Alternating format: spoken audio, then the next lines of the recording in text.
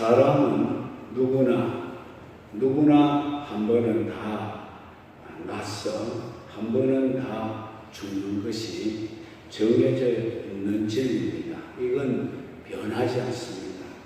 그 어떤 사람도 이 진리를 역행할 수 있는 사람은 아직 한 사람도 없었고 앞으로도 없을 것입니다.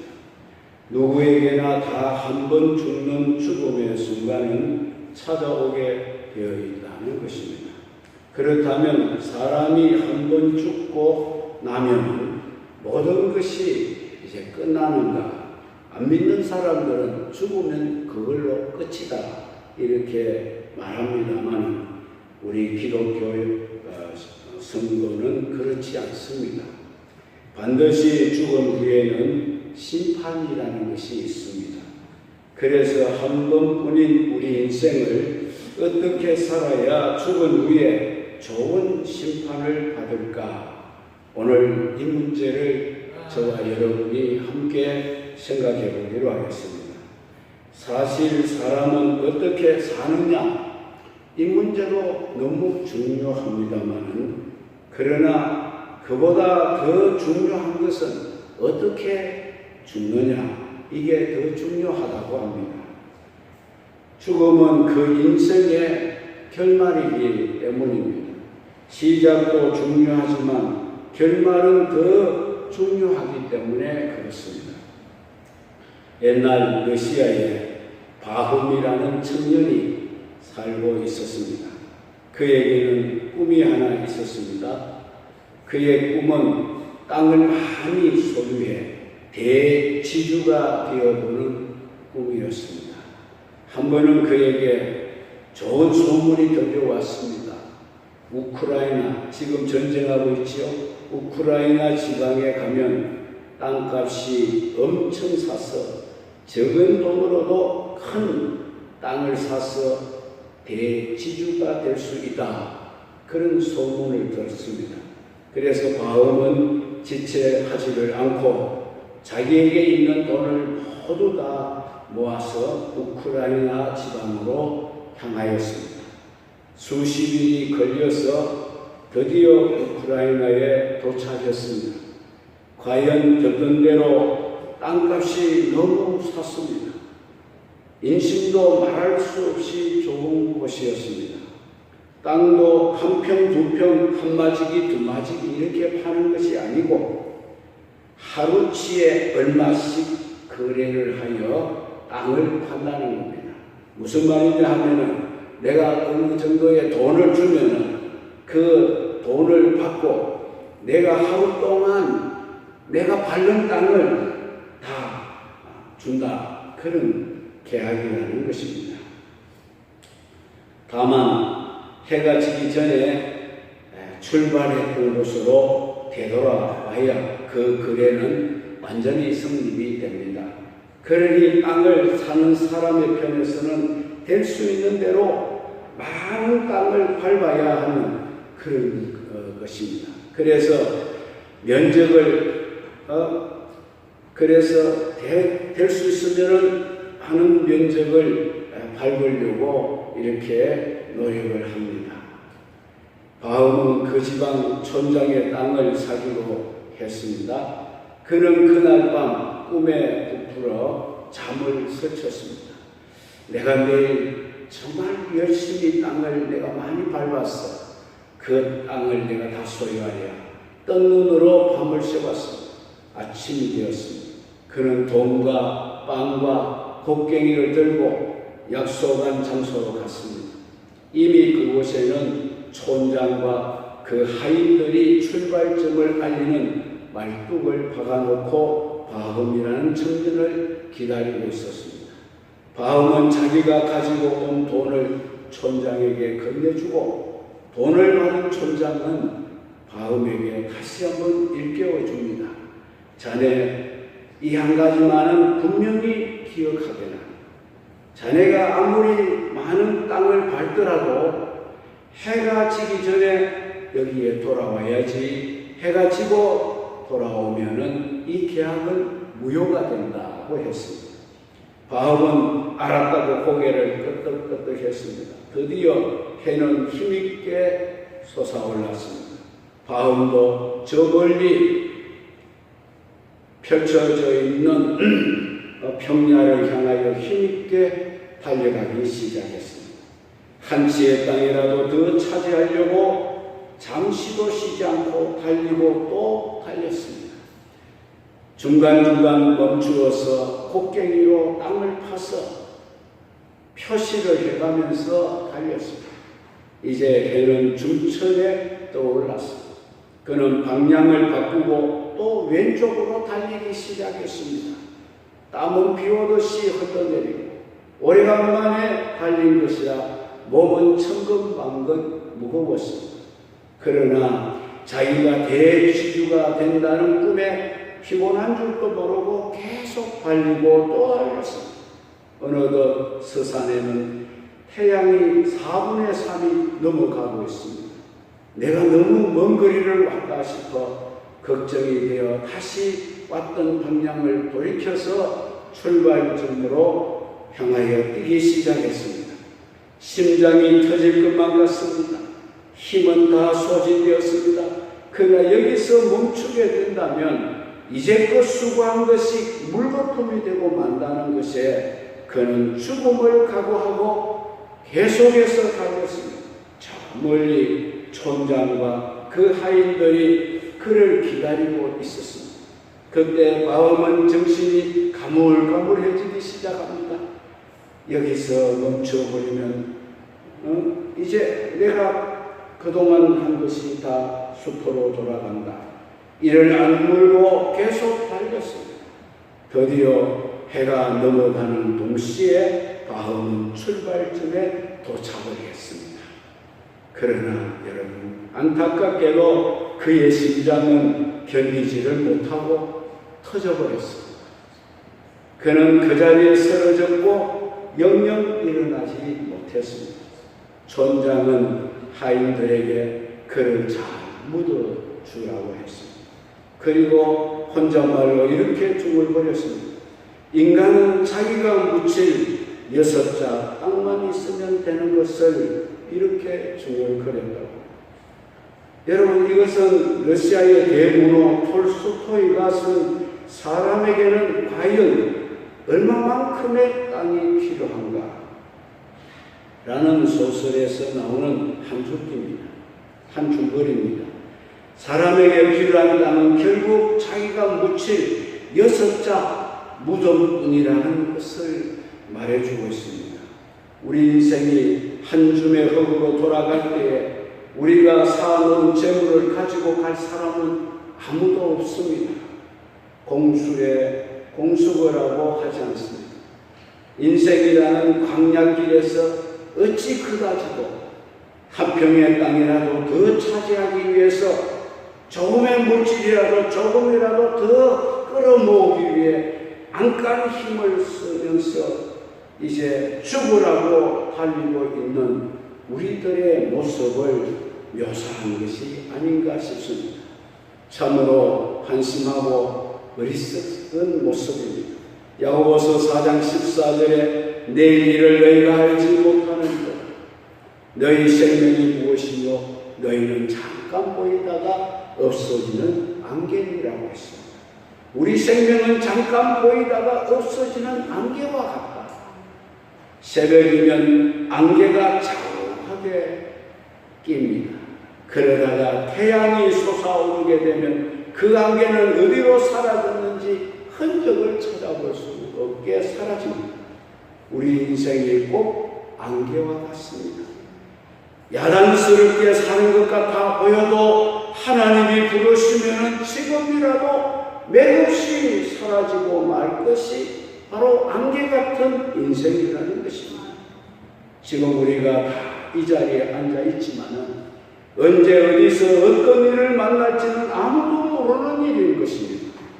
그러므로 우리는 언제나 불확실한 가운데 살아가고 있습니다. 하지만 불확실한 가운데서도 우리가 분명히 알고 있는 것은 두 가지가 있습니다. 그것은 오늘 읽은 본문 말씀에 나오는 대로 첫 번째는 한 번 죽는 것은 사람에게 정한 것이라는 것은 누구나 알고 있습니다. 그리고 또 반드시 최후의 순간은 누구에게나 온다는 것도 알고 있습니다. 그것은 절대자이신 하나님이 정해놓았기 때문에 그 어떤 사람도 이걸 변개할 수 있는 사람은 없습니다. 그래서 오늘 우리는 인생의 엄숙한 두 가지 진리, 곧 누구에게나 최후의 순간은 다가온다는 것과 그 뒤에는 심판이 있다는 사실에 대해서 살펴보겠습니다. 그리고 우리가 하나님의 심판대 앞에 섰을 때에 하나님은 어떤 기준으로 우리를 심판하는가에 대해서도 살펴보기로 하겠습니다. 첫째는 한 번 죽는 것은 사람에게 정한 것입니다. 사람은 누구에게나 조만간 최후의 순간은 오게 되어져 있습니다. 누구 할 것 없이 다 그렇습니다. 예수님이 가르쳐 주신 비유 가운데 이런 비유가 나옵니다. 어느 마을에 큰 부자가 살고 있었습니다. 대농을 하는 부자인데 풍년이 커덕커덕 들었습니다. 그래서 곡간을 새로 짓고 그곳에 곡식을 가득하게 쌓아놓았습니다. 그리고는 스스로 만족해서 자기 영혼을 불러 영혼아 수고했다. 이제는 마음껏 우리가 먹고 마시면서 쉬기도 하고 즐기며 살자. 그때 하나님이 그 부자가 하는 말을 듣고 이렇게 말씀하셨어요. 어리석은 자야. 어리석다고 했습니다. 어리석은 자야. 내가 오늘 밤에 내 영혼을 도로 찾으리니 그러면 네가 쌓아놓은 것이 누구 것이 되겠느냐라고 말씀하셨다는 것입니다. 왜 부자가 어리석습니까, 여러분? 바로 자기 눈앞에 최후의 순간이 다가오고 있다는 사실을 알지 못하고 이 세상에서 오래오래 살 것으로 생각하고 있기 때문에 어리석다고 하나님이 말씀하셨습니다. 따지고 보면 여기 있는 우리 모두도 똑같이 아마 어리석은 자일지도 모릅니다. 우리도 이 세상에 영원히 오래오래 살 거라고 생각하고 있기 때문입니다. 많은 사람들이 내 주변에서 죽어가지만 나는 안 죽을 것으로 생각합니다. 그러나 그 죽음이 나에게도 찾아와서 녹할 때가 있습니다. 그래서 욕심을 부리고 또 사기도 치고 사움박질도 하고 다른 사람의 마음에 상처를 주는 일들을 서슴지 않게 하는 것입니다. 그러나 우리는 분명히 기억해야 할 것입니다. 분명히 기억해야 합니다. 조만간 우리에게도 최후의 순간이 찾아오고 만다는 것. 그리고 그 순간은 언제나 예고가 없이 찾아옵니다. 통보하지 않습니다. 갑자기 옵니다. 몇 년 전에 미국에서 있었던 일입니다. 한 트럭 기사가 시골길을 달리고 있었답니다. 웬 청년이 차를 태워달라고 길가에서 손짓을 합니다. 트럭 운전사가 차를 세우고 그 청년을 트럭 뒷칸 적재함에다가 태웠습니다. 그 트럭에는 나무로 만든 빈 관이 하나 실려 있었대요. 한참을 달리다 보니 갑자기 하늘이 어두워지고 소나기가 막 쏟아져 내리기 시작합니다. 청년이 가만히 생각해 보니 비를 흠뻑 맞는 것보다, 그래서 감기가 드는 것보다 기분은 좀 언짢기는 하지만 저 간 속에 내가 들어가서 비를 피하는 것이 낫겠다, 그런 생각이 들었습니다. 그래서 그는 관뚜껑을 열고 그 속에 가만히 들어가서 관뚜껑을 닫았습니다. 그리고는 관뚜껑을 닫고 그는 피곤했던지 자기도 모르게 그 관 속에서 잠이 들었습니다. 잠시 뒤에 비가 그쳤고 주위가 어둑어둑해졌습니다. 그런데 또 길에서 두 사람이 트럭을 발견하고 자기들을 태워달라고 손짓을 합니다. 마음이 착한 이 기사는 또 그 두 사람도 적재함에 태워주었습니다. 비가 온 뒤라서 날씨가 음sam합니다. 주위는 어두워지고 앞에는 큰 관이 하나 모여 있었습니다. 이 늦게 탄 두 사람은 기분이 좋을 리가 없습니다. 자꾸 신경이 쓰입니다. 그런데 한참을 잘 달리던 트럭이 그 커브를 지나면서 요동을 치니까 그만 관 안에서 잠을 자고 있던 청년이 잠에서 깨어났습니다. 아무 생각 없이 삐그덕 하면서 관문을 열었습니다. 그 순간 함께 타고 가던 이 두 사람이 얼마나 놀랐겠습니까? 관에서 관문이 열리고 관뚜껑이 열리고 사람이 나오니까 기겁을 하고 놀라서 그냥 적재한 밖으로 막 뛰어내렸습니다. 그러다가 한 사람은 그 자리에서 즉사하고 또 다른 한 사람은 심한 골절상을 입게 되었습니다. 여러분 한번 생각해 보시기 바랍니다. 그때 그 사람들이 그곳에서 그렇게 최후를 맞을 거라고 생각이나 하고 그 트럭을 탔겠습니까? 그래서 오는 순서는 있지만은 가는 순서는 없는 거라, 이것이 인생이라고 하는 것입니다. 하지만 그것보다 훨씬 더 중요한 것이 있습니다. 과연 그 사람들의 죽음이 준비가 되어진 죽음이었는가? 그것이 중요하다는 겁니다. 왜냐하면 죽음으로 다 끝나버리는 것이 아니기 때문입니다. 죽음 뒤에는 반드시 심판이라는 것이 기다리고 있다는 사실, 우리도 한시라도 잊어서는 안 될 줄로 믿습니다. 그래서 늘 살아있을 때 죽음을 준비하는 지혜로운 성도가 되시기를 바랍니다. 그러므로 언제나 마지막을 준비할 줄 아는 그런 마음가짐으로 세상을 살아가시기를 주님의 이름으로 축복합니다. 두 번째입니다. 그 후에 심판이 있으리라는 말씀입니다. 죽음 뒤에는 반드시 심판이 있다는 겁니다. 사람에게 최후의 순간이 분명하게 임하게 되는 것처럼 죽음 이후의 심판도 너무나도 분명하게 임한다는 것입니다. 농부는 봄이 되면 밭을 갑니다. 거름도 주고 또 씨앗도 뿌립니다. 농사를 잘 짓습니다. 그리고 그대로 농부가 그대로 내버려 둡니까? 반드시 가을이 오게 됩니다. 그러면 추수를 하게 되겠죠. 알곡과 죽정이를 골라냅니다. 알곡은 창고에 들이지만 죽정이는 아궁이불 속에 던져지고 맙니다. 마찬가지입니다. 우리도 인생이라고 하는 농사가 다 끝나고 난 뒤에는 우리는 주인 되시는 하나님 앞에 반드시 서야만 한다는 사실입니다. 그리고 과연 내가 알곡인가? 그렇지 않으면 죽정인가? 하나님 앞에서 심판을 받는 날이 오게 되는 것을 믿으시기 바랍니다.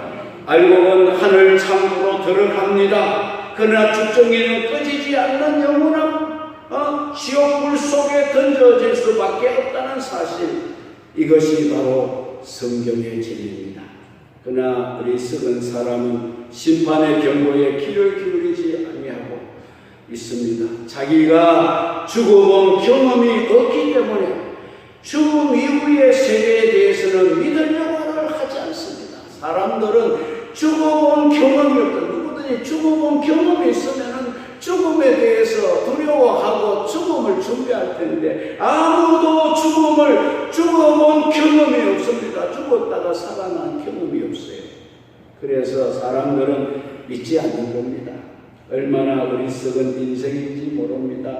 하나님의 말씀인 성경은 우리에게 심판에 대해서 얼마나 많이 경고를 하고 있습니까? 심판에 대해서 많은 말씀을 하고 계십니다. 천국과 지옥에 대해서도 얼마나 많은 말씀을 성경에는 기록하고 있습니까? 여러분? 하나님 말씀은 한두 번 기록되어도 그 말씀이 절대 땅에 떨어지지 않는다고 했습니다. 반드시 이루어지고 많은 것이 하나님의 말씀입니다. 하물며 우리에게 그와 같이 많이 강조된 심판은 너무나도 분명한 겁니다. 심판의 경고에 여러분이 귀를 기울이고 사시기를 주의 이름으로 축원합니다. 1945년 8월이었습니다. 일본의 히로시마와 나가사키에 원자탄이 투하되기 바로 직전입니다.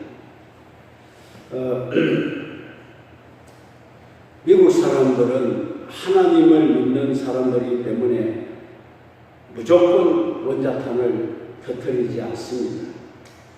그래서 사전 경보를 이제 하고 원자탄을 투하를 합니다. 원자탄을 투하하기 전에 앞서 이런 경보장을 일본 상공에 뿌렸습니다. 시민 여러분, 8월 6일 오후가 되면 여러분들이 지금까지 한 번도 경험을 해보지 못한 엄청난 위력의 폭탄이 떨어질 예정이라고 했습니다.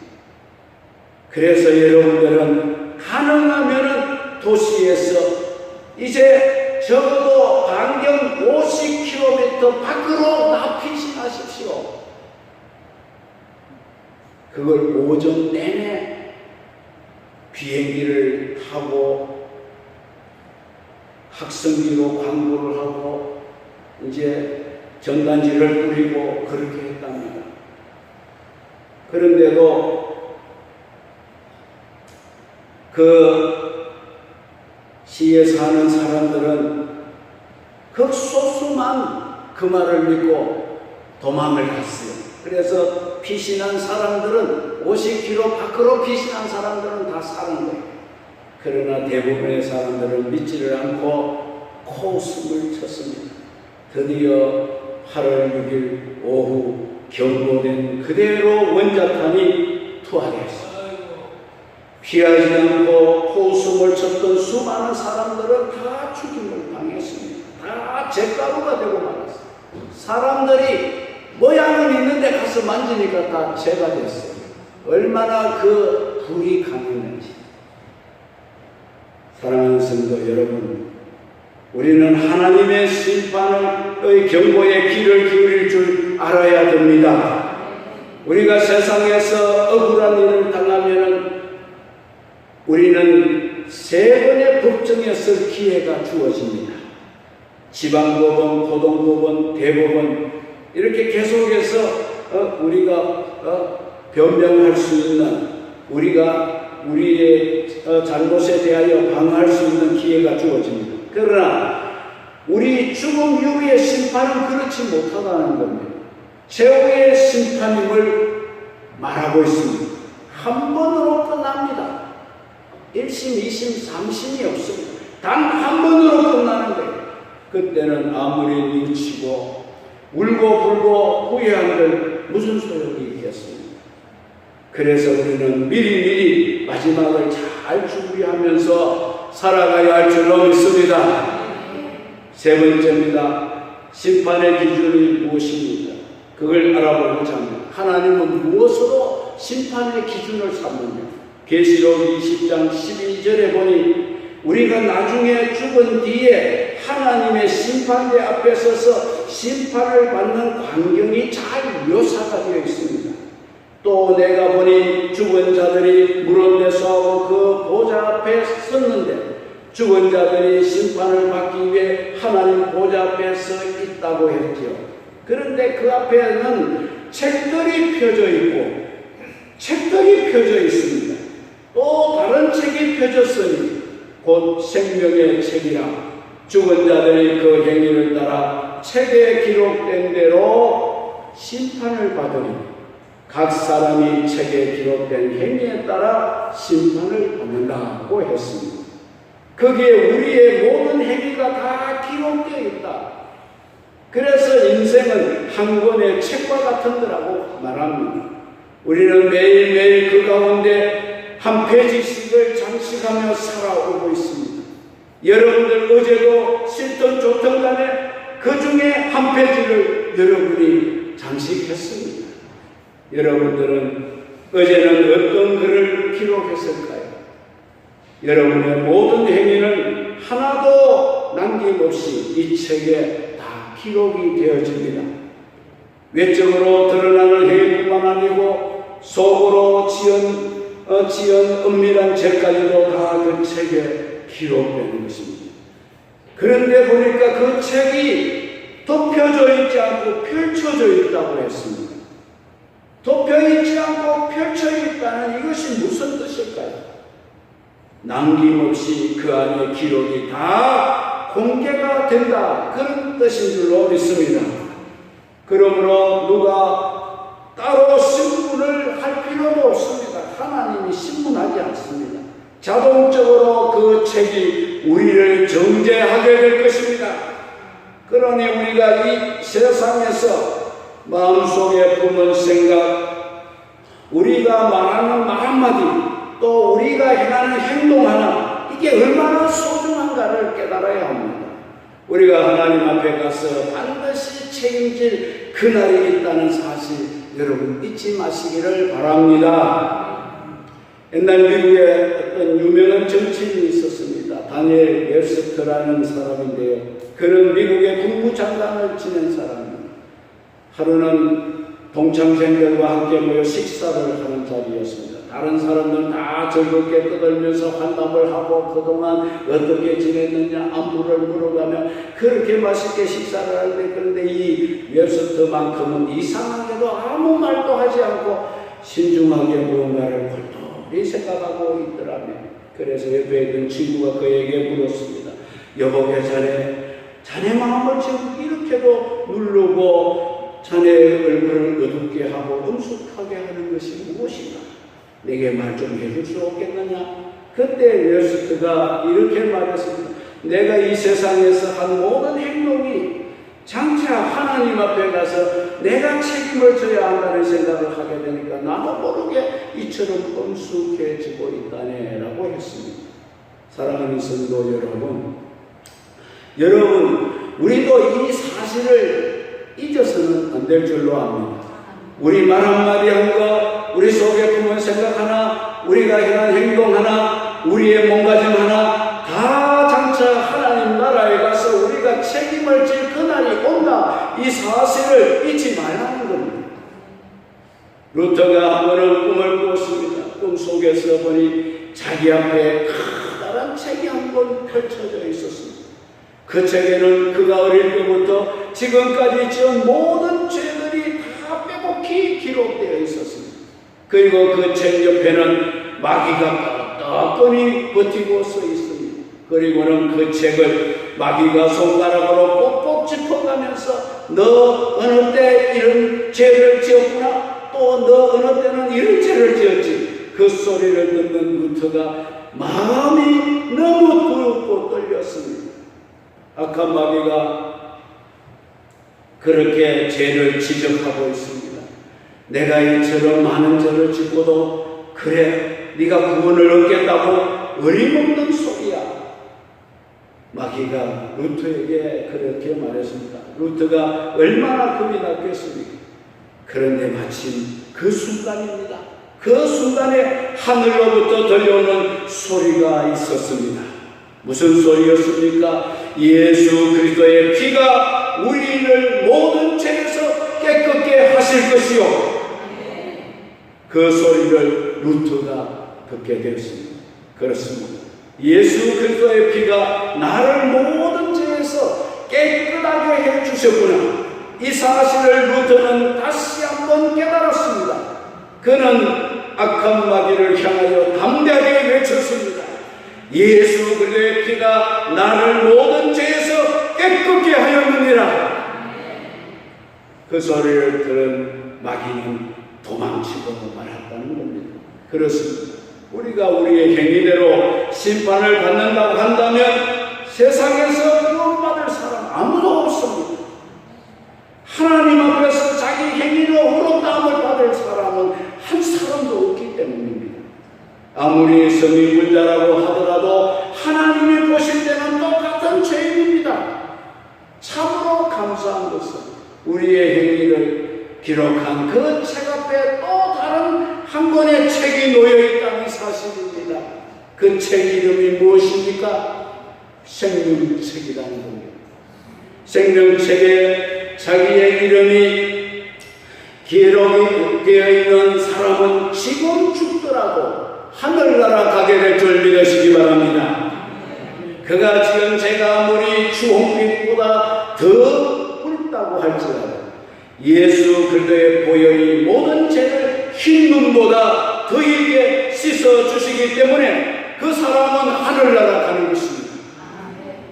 그러나 생명책에 그 이름이 기록되지 못한 사람은 아무리 세상에서 선한 일을 많이 한 사람이라도 지옥불에 던져질 수밖에 없습니다. 그러면 우리가 어떻게 해야 이 생명책에 우리의 이름이 기록이 되어질 수 있는가 하는 문제입니다. 돈으로 생명책에 우리 이름을 올릴 수가 있겠습니까? 지식으로 우리의 이름을 생명책에 올릴 수가 있겠습니까? 명예로 올릴 수가 있겠습니까? 아닙니다. 오직 한 가지 방법밖에는 없습니다.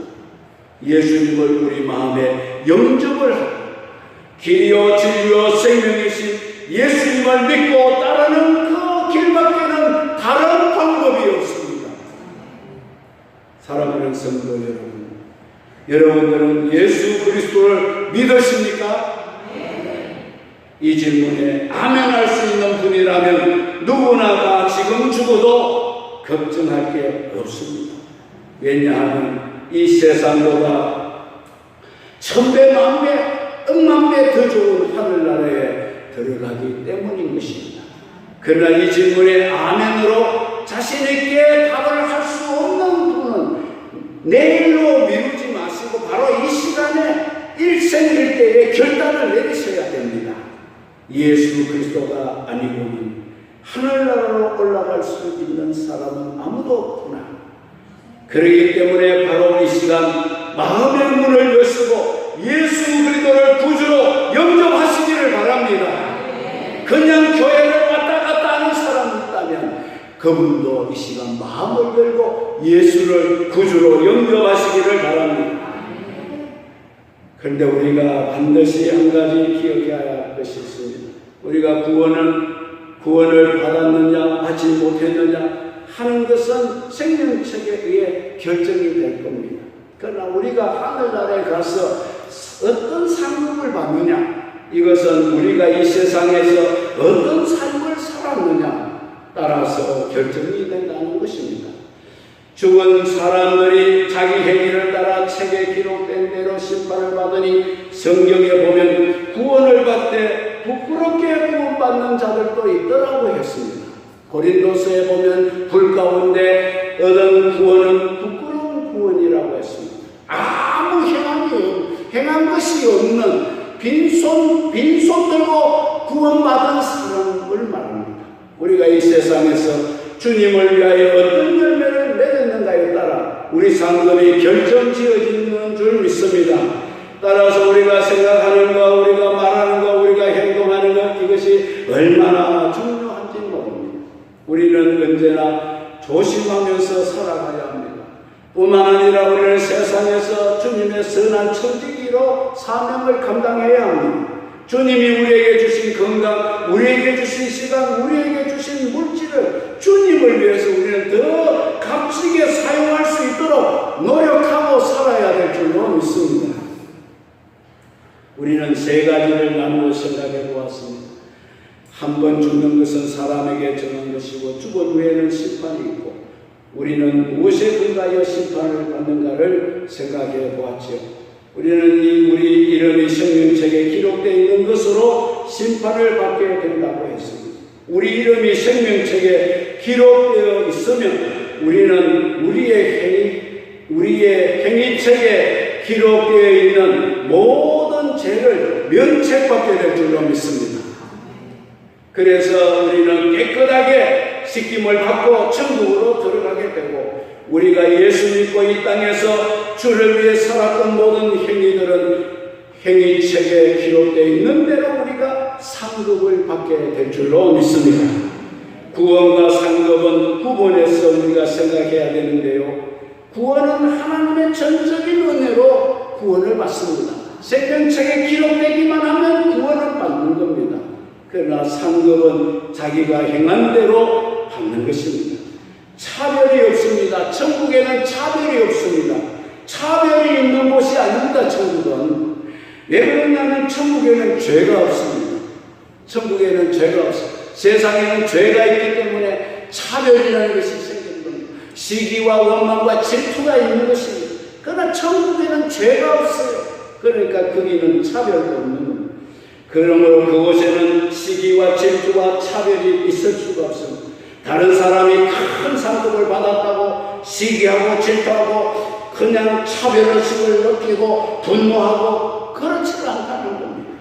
서로가 서로의 받은 상급에 대해 축하해주고 서로가 감사해줄 뿐이라는 것입니다. 그리고 모든 영광을 다시 하나님께 돌리고 영원토록 하나님과 함께 의와 평강과 희락이 넘치는 곳에서 영생을 누리게 될 줄로 믿습니다. 그러므로 우리는 반드시 한 번 죽고 죽은 후에 심판받아 천국 아니면은 지옥으로 갑니다. 천국에 가는 일은 우리 이름이 생명책에 기록되기만 하면 됩니다. 우리가 예수님을 믿음으로 우리 이름이 생명책에 기록이 되고 우리는 백보자 심판대 앞에서 우리가 지은 모든 죄를 가리움받고 사함을 받고 죄 없는 자가 되어 의인이 되어 천국으로 들어가게 될 줄로 믿습니다. 여러분 이제 결단하십시오. 나도 언젠가는 한번 죽는 순간이 온다. 죽은 뒤에는 심판이 있다. 그러므로 내가 해야 할 일이 무언가? 예수를 잘 믿어야 됩니다. 믿습니까? 예수만 잘 믿고 그분을 내 구주로 영접하면 우리는 아무 걱정이 없습니다. 주님이 끝까지 우리를 인도해 주실 줄로 믿으시기 바랍니다.